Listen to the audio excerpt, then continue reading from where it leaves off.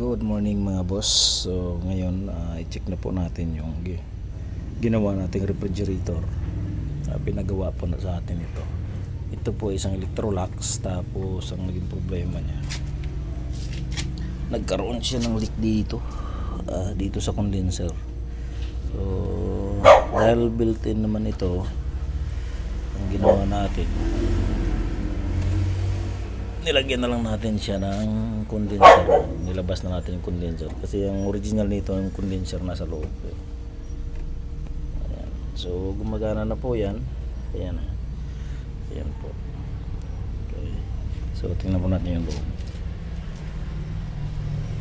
Ito po ay Electrolux mga boss. Yun.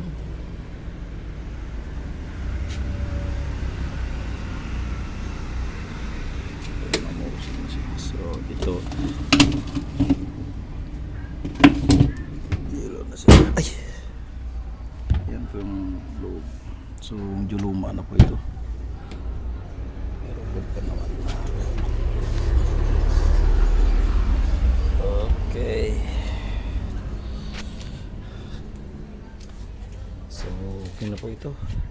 I-deliver na po natin. Yun lang po muna.